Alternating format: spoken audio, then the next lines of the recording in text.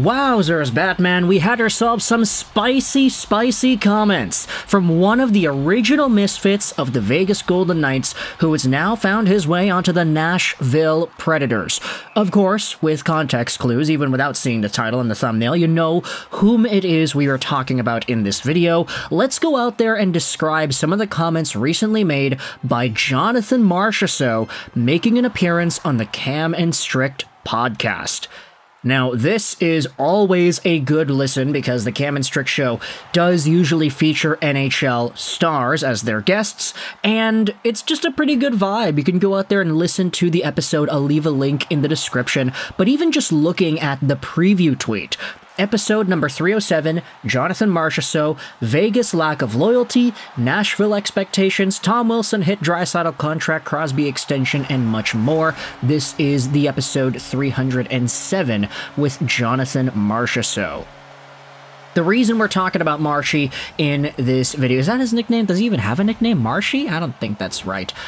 Makes me think of Brad Marchand, honestly, but the reason we're talking about Marchessault is because of those comments on Vegas loyalty. Marchessault, as we know, was initially taken by the Vegas Golden Knights in the 2017 expansion draft. He then had a career-high 75-point campaign in 77 games that season, and continued to be a star producer for that team ever since. He didn't quite eclipse that 75-point marker again, but with multiple near point-per-game seasons and a point-per-game playoff run in 2023, he ended up winning the Conn Smythe as the playoff MVP when Vegas won the Stanley Cup, and this most recent season he had 69 points in 82 games played. Marchessault is a very good point producer, but at 33 years old, there was reason to believe that the Vegas Golden Knights might be willing to let him go. If Marchessault wanted to stick around for an extended amount of time, but the Vegas Golden Knights did not want to sign a player who was 33 to a longer-term deal, then you could understand why there may be some sort of a disconnect there. And ultimately, Marchessault did leave Vegas, he went over to Nashville, and he had signed a pretty beefy contract that goes on till 2028-2029. The contract is $5.5 million a year, and it is a 5-year deal. So good for Marchessault to get that dollar amount.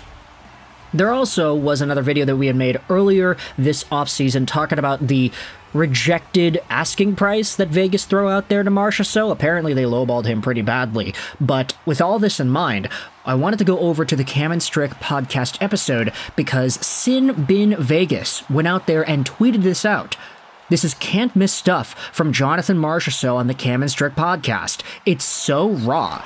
Here are a few quotes. There's so much more. Seriously, listen to the whole thing.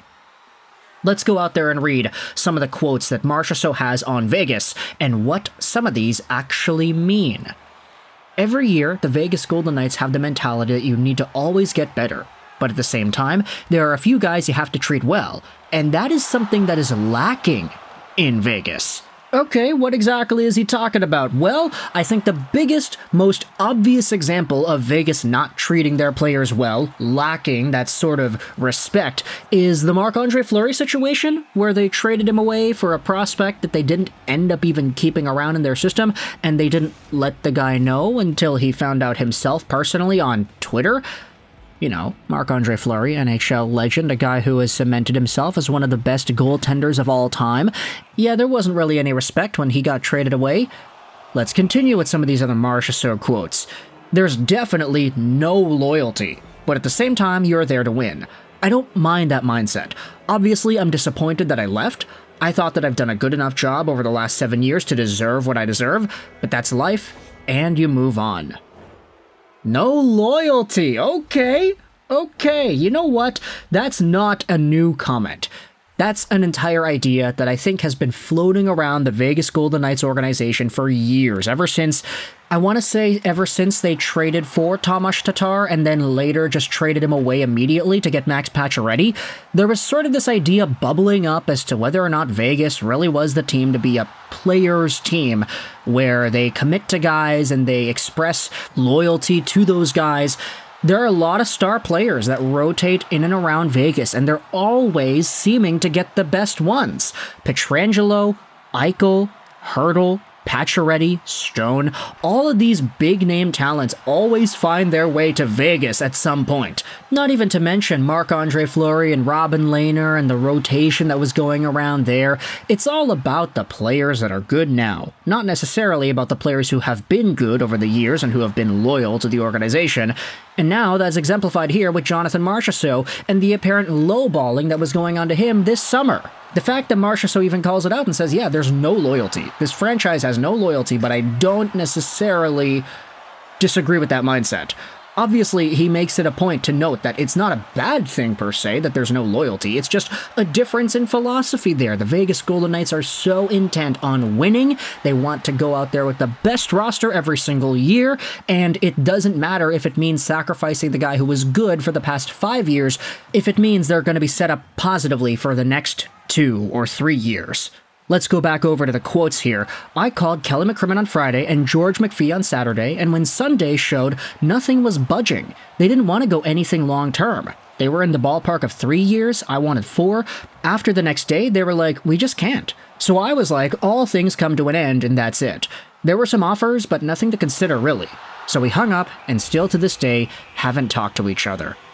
I have nothing bad to say about Vegas for the last 7 years. You know what?